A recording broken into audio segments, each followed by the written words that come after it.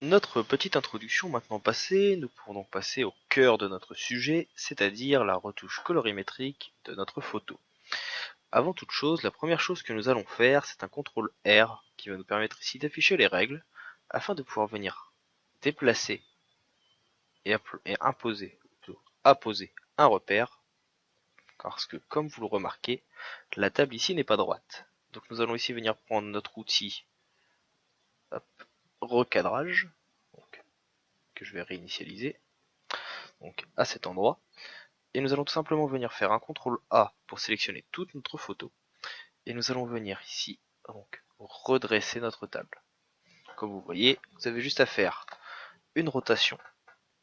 Vous pouvez monter comme ceci, histoire de rendre la photo droite. Vous cliquez sur Entrée, et vous voyez ici que le recadrage a été fait.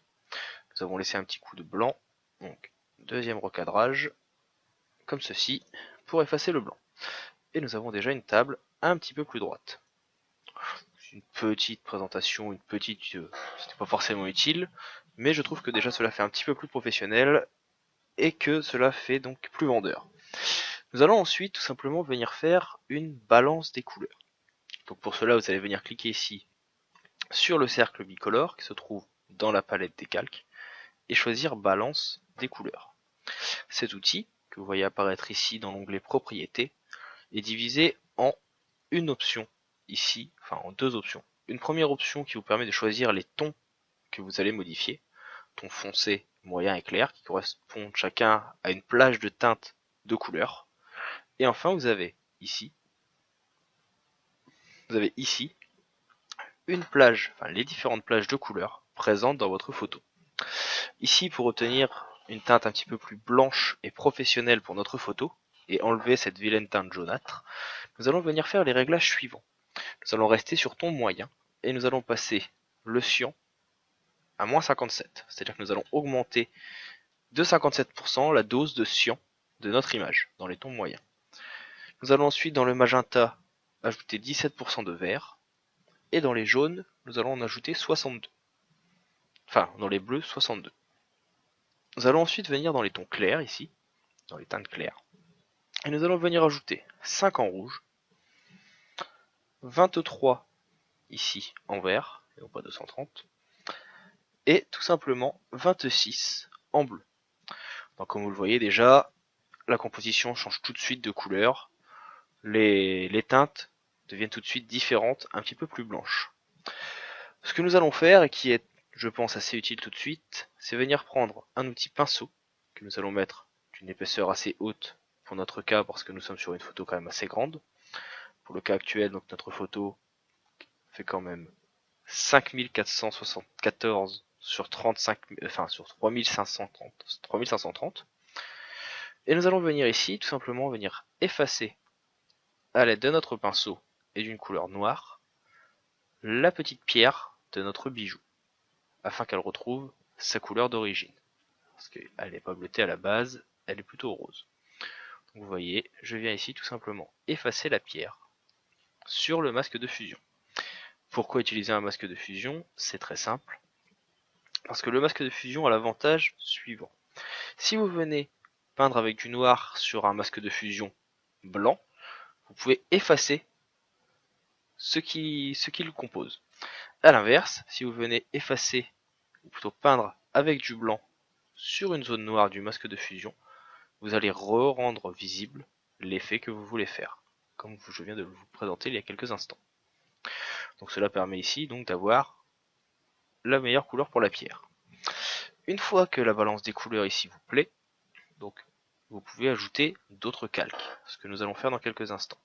Pour rappel donc, n'hésitez pas à jouer ici sur les tons clairs et foncés et moyens, et surtout n'hésitez pas à essayer.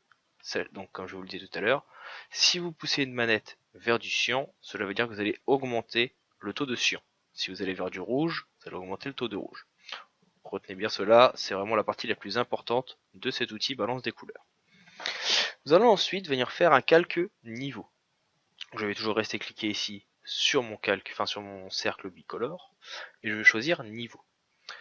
Le calque niveau nous permet ici de régler en fait la luminosité, toujours sur trois plages de couleurs entre guillemets de teintes différentes. sur la plage foncée, moyenne et lumineuse, donc claire, représentées chacune ici par une manette. La manette noire pour les tons foncés, moyen le gris et blanc les teintes lumineuses. Comme réglage, nous allons mettre donc 13, ici qui va augmenter le contraste en abaissant un petit peu de luminosité, 0,82 et en dernier nous allons garder 255. Donc c'est très léger, comme vous pouvez le voir ici, mais cela permet déjà de réaffermir au mieux les couleurs. Bien sûr, nous avons retrouvé un petit peu de notre teinte jaunâtre. Ne vous inquiétez pas, nous allons nous en occuper. Je reviens ici avec mon pinceau noir pour effacer légèrement donc sur ma pierre, histoire qu'elle ne change pas de couleur, comme ceci. Nous allons enfin venir faire un calque de correction sélective. Qu'est-ce que la correction sélective? C'est très simple, vous allez voir. Donc c'est un calque ici, donc toujours en cliquant sur le cercle bicolore qui est ici, le dernier. C'est un calque qui nous permet de venir sur chacune des teintes principales de notre photo. Donc par exemple, si je clique ici, vous pouvez les voir. Rouge, jaune, vert, cyan, bleu, magenta, blanc, gris et noir. En gros ici, la fonction va être la même que pour les balances des couleurs, sauf qu'au lieu de choisir des teintes, donc lumineuses, enfin claires, foncées et moyennes, nous allons venir ici influencer directement une couleur.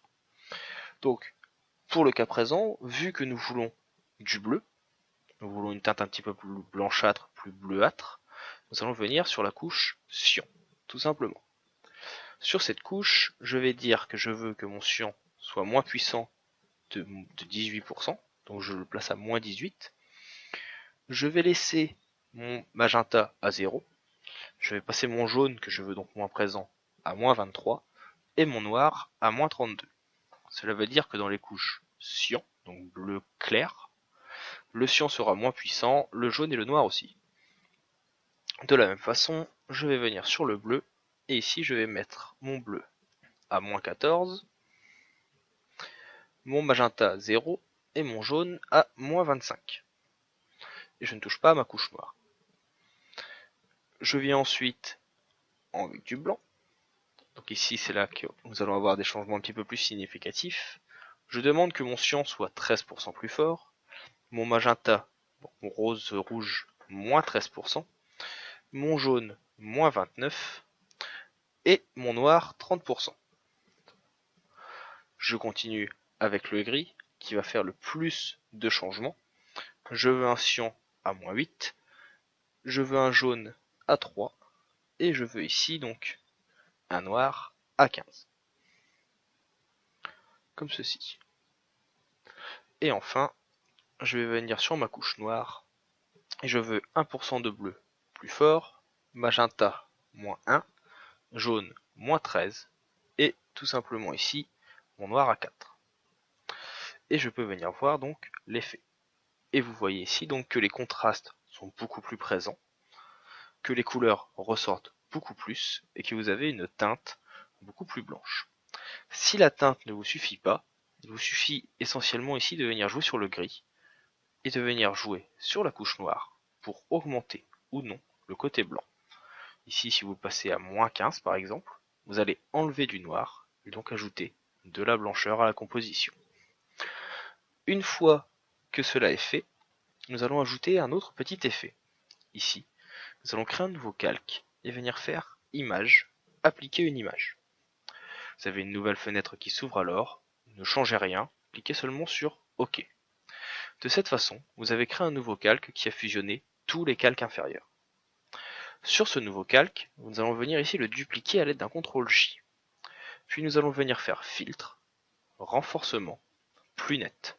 Nous allons ensuite faire un CTRL F pour rajouter une deuxième fois ce filtre plus net, et encore une fois un CTRL F pour l'ajouter une troisième fois.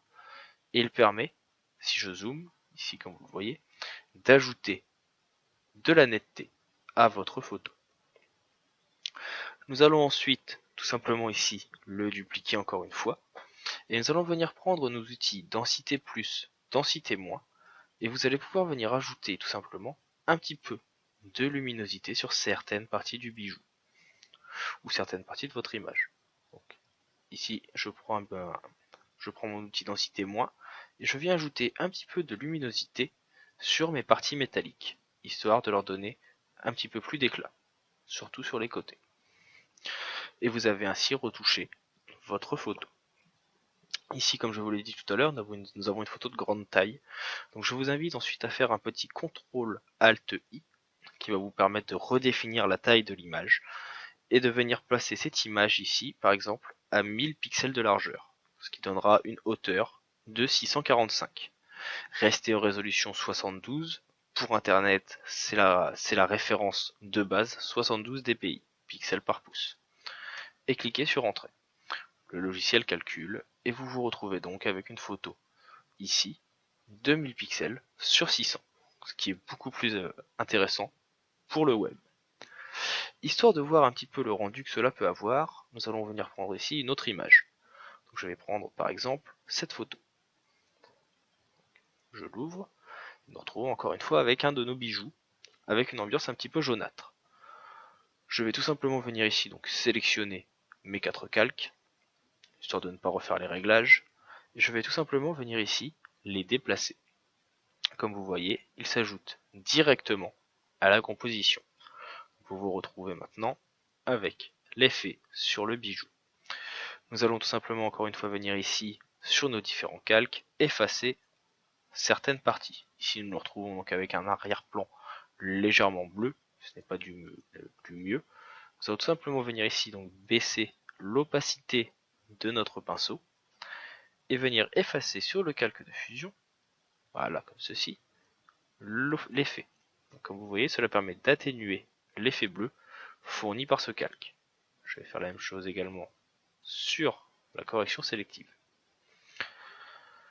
Je peux reculer et vous avez donc votre effet. N'hésitez pas à modifier certaines choses si cela ne vous plaît pas, bien sûr. Si vous voulez accentuer la luminosité, dupliquez le calque d'arrière-plan à l'aide d'un CTRL-J. Venez utiliser votre outil densité plus, densité moins pour ajouter de la luminosité. Si jamais vous souhaitez ajouter de la blancheur à votre image par endroit, venez créer un nouveau calque et placez-vous en lumière tamisée. Sur ce nouveau calque, prenez votre outil pinceau, ici pareil en grande taille, et prenez votre outil blanc.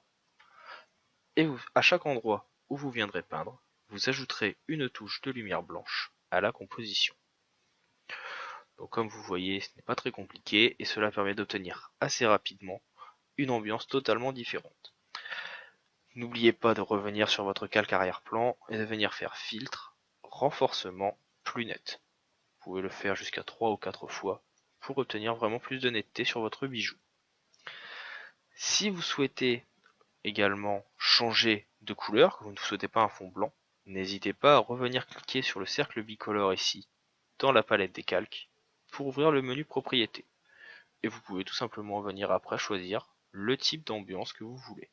Si vous souhaitez une ambiance plus plus rougeâtre, il vous suffira de jouer sur les magentas. Si vous souhaitez une ambiance plus verdâtre, il vous faudra jouer sur les verts, etc., etc. Si vous souhaitez une ambiance plus blanche, je vous invite à jouer sur les cyans qui augmenteront la quantité de bleu dans votre composition. Donc voilà pour cette première façon de retoucher les ambiances de bijoux. J'espère que cette petite formation, cette petite astuce vous sera utile. Si jamais vous avez des questions, n'hésitez pas à m'en faire part. Si jamais vous avez des demandes, n'hésitez pas non plus.